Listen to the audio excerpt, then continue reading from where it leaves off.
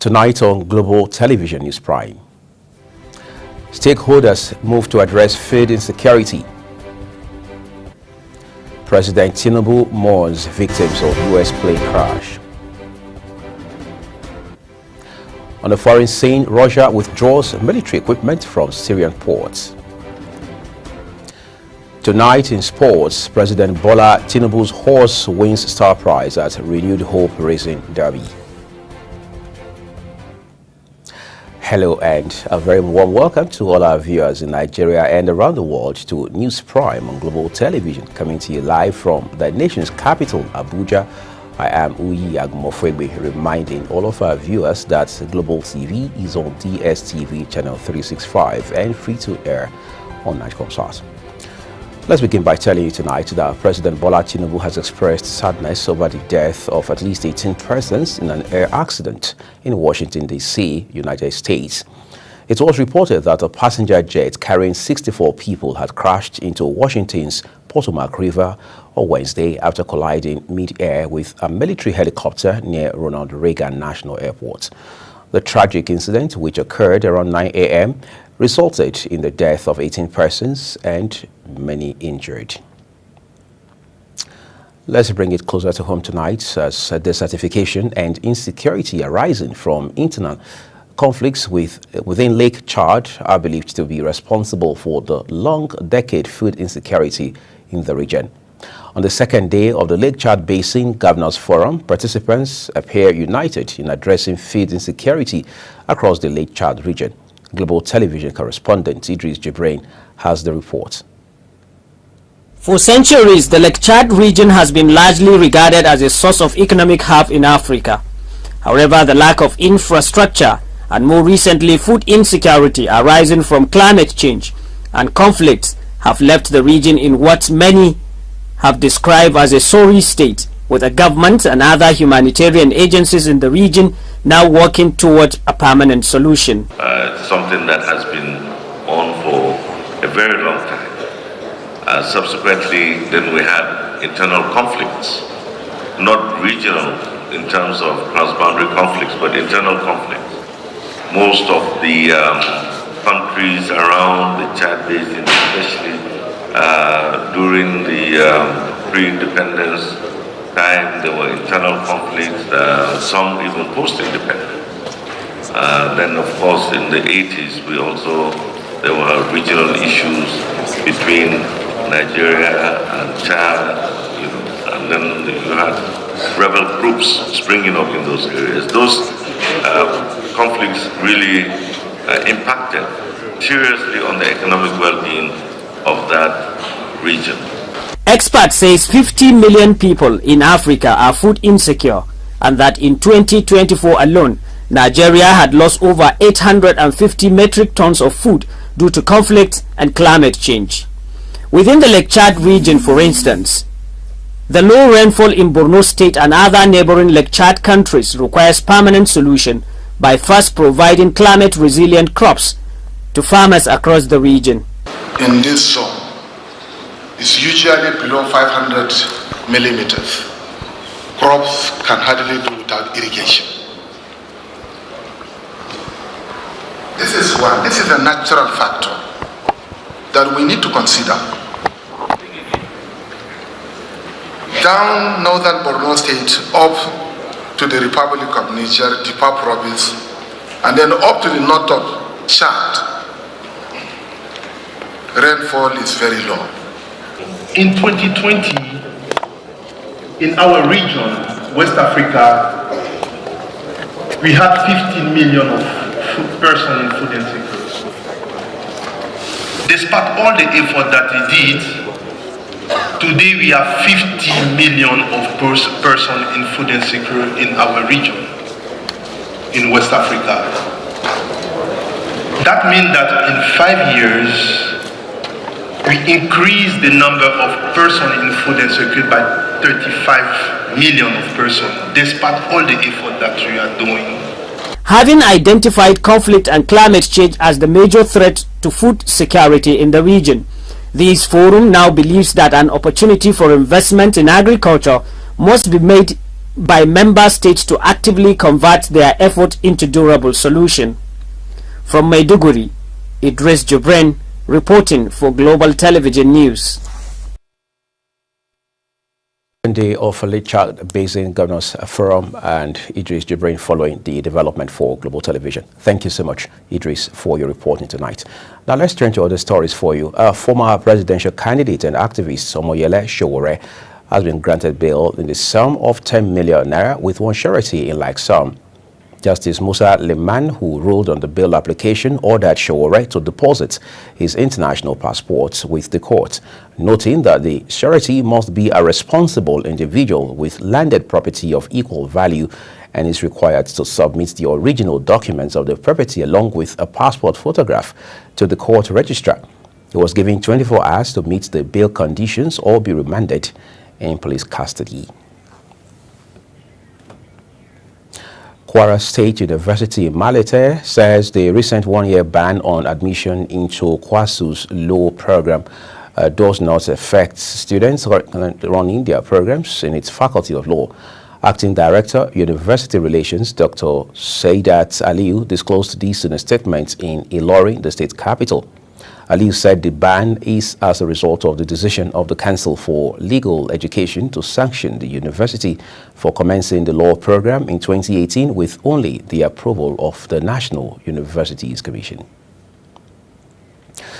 The National Association of Nigeria Students, NANS, has called on the Governing Council of the University of Nigeria, Nsukka, and the Federal Ministry of Education to restore the institution's accountability and ensure that students receive the quality of education they deserve. The association, in a statement by Senate President Babatunde Akinteye in Ibadan, Oyo State Capital, also supported the Governing Council to set up a committee to probe allegations against the registrar by the students. Akinteye said one of the allegations is a deliberate delay in fumigating the university's 27 hostels despite severe pest infestations. The Nigeria Labour Congress (NLC) has declared it would embark on a nationwide protest against the proposed 50% telecom tariff hike announced by the Nigerian Communications Commission (NCC) on February 4 in a communique signed by its national president, Joe Ajero. The decision was taken at the National Administrative Council meeting of the NLC on January 29. Similarly, civil society organizations have pledged their support for the nationwide protests. In the meantime, the Nigeria Labour Congress has issued a stern warning to state governments and other employers of labor, threatening decisive action against those who fail to implement the 70,000 naira national minimum wage and the corresponding salary adjustments by the end of the first quarter of 2025. The warning was made by the president of the Senior Staff Association of Nigerian Universities, Mohammed Ibrahim, during the association's national leadership retreat in Abuja.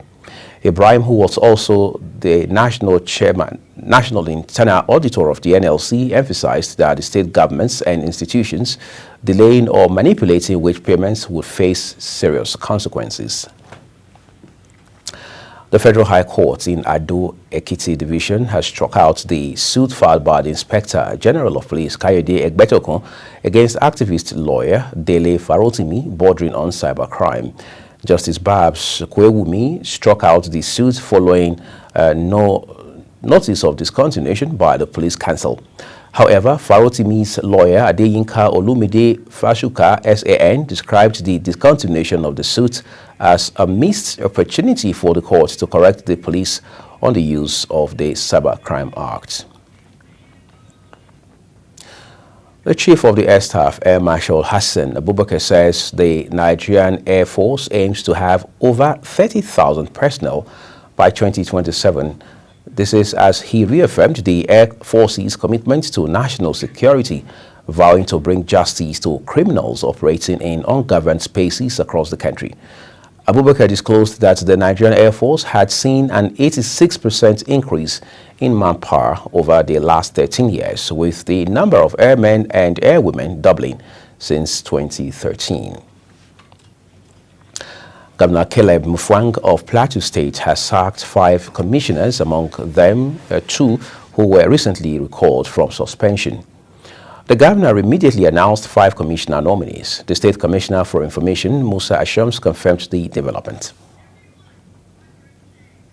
The Nigerian Air Force, under the air component of Operation Hardin Kai, has neutralized a yet-to-be-known number of Boko Haram terrorists during an air interdiction in Degbawa and Chikide Goza local government area of Borno State. It was reported that the precision airstrikes targeted high-profile terrorist leaders following intelligence reports of a mass gathering of insurgents in the area around 8 p.m. The air raid hit camps under the command of Ali Ngude, a known Boko Haram leader. This is Global Television, and tonight you're watching the live broadcast of News Prime. When the rest of the news returns shortly, European Union powers 25 plateau health centers with solar energy. We have those details as well as other stories coming to you from foreign and sports segments. Do stay with us, everyone.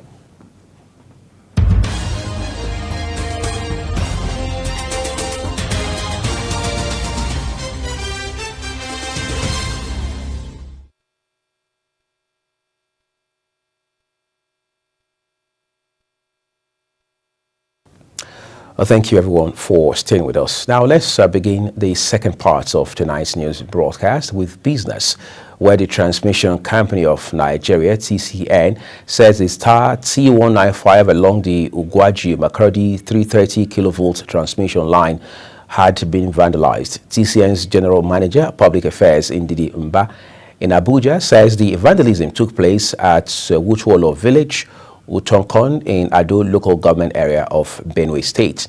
Mba, however, said the vandalism was averted by the vigilance of the community members who at about 3 a.m. noticed suspicious activity around the tower. The federal government has assured that it will swiftly address the lingering ownership dispute and gas supply challenges crippling operations at the Aluminium Smelter Company of Nigeria in Ikot-Abasi, Akwa Ibom State. Minister of Steel Development, Prince Shuaibu Audu, gave this assurance during a visit to the idle multi-billion-dollar plant, vowing that the facility would be revived in line with President Bola Tinubu's renewed hope agenda. A statement by the company's managing director, Zaldivier Dimitri, says stakeholder consultations had reached an advanced stage to resolve key issues, including the dredging of the Imo River to enhance industrial operations. Now we turn to Nigeria's southwest, where Lagos State Butchers Association says the number of cows slaughtered daily in the state has dropped from 5,000 to 3,000. The association's patron, Bamidele Kazim, disclosed this in an interview in the state. Kazim says the decline was due to the country's ongoing socio-economic challenges, noting that the drop in cattle slaughter began in 2015 due to Boko Haram insurgency and worsened with the current exchange rate crisis and inflation. A significant majority of Nigerian households and businesses believe that the current inflation rate is high. This is according to the Central Bank of Nigeria's Inflation Expectations Report for December 2024. The report noted that 83.5% of households and 80% of businesses perceive inflation to be at an elevated level, reflecting the persistent economic pressures faced by consumers and enterprises alike. And now beyond Nigeria, Meta has agreed to pay President Donald Trump $25 million to settle a 2021 lawsuit he filed, claiming he was wrongfully censored by Facebook and Instagram after the U.S. Capitol riots. The Wall Street Journal first reported the settlement of the suit brought against Meta and its chief executive, Mark Zuckerberg, in what was seen as a victory for Trump. According to people familiar with the agreement, the journal said $22 million of the payment will go towards funding Trump's future presidential library, with the remainder covering legal fees and payments to other plaintiffs in the case. The European Union, EU, has announced the launch of solar projects to ensure that healthcare facilities in Plateau State have uninterrupted access to reliable electricity for medical equipment, thereby improving healthcare services for local communities. The project, funded by the EU in partnership with the Plateau State government, highlights the importance of clean energy in enhancing the quality of life, particularly in rural healthcare settings, according to a statement issued by the EU Commission in Abuja. Congolese President Felix Tshisekedi has vowed to restore government authority in the east, where Rwanda-backed M23 rebels have seized much of the city of Goma and are reportedly advancing south to seize more. In a televised address to the nation, he said a vigorous and coordinated response against what he called terrorists was underway. He criticized the international community for inaction and doing not enough in the wake of the escalating security crisis. A Scottish court has ruled against the development of 2 oil and gas fields in the North Sea in a historic win for 2 environmental groups. Scotland's Court of Session agreed with campaign groups Lift and Greenpeace and ruled that the previous UK government's approvals for the multi-billion-pound Rosebank and Jackdaw fields were unlawful, as they did not consider the carbon emissions the projects would indirectly generate. Judge Andrew Stewart, who presided over the judicial review, said he had considered all the circumstances and concluded in favor of granting a reduction, a legal term for revoking approval. United States President Donald Trump has ordered the construction of a migrant detention facility in Guantanamo Bay, which he says would hold as many as 30,000 people. The president said the facility at the U.S. Navy base in Cuba, which would be separate from its high-security military prison, would house the worst criminal illegal aliens threatening the American people. Guantanamo Bay has long been used to house immigrants, a practice that has been criticized by some human rights groups. Russia has stepped up its military withdrawal from Syria, removing vehicles and containers from its key Tachwas ports on the country's Mediterranean coast. After the fall of the Assad regime in December, verified footage showed columns of Russian vehicles moving northwards the port. Satellite images subsequently showed military hardware being stored there. However, new images published by Planet Labs showed that much of the material has now disappeared after the departure of vessels linked to the Russian military.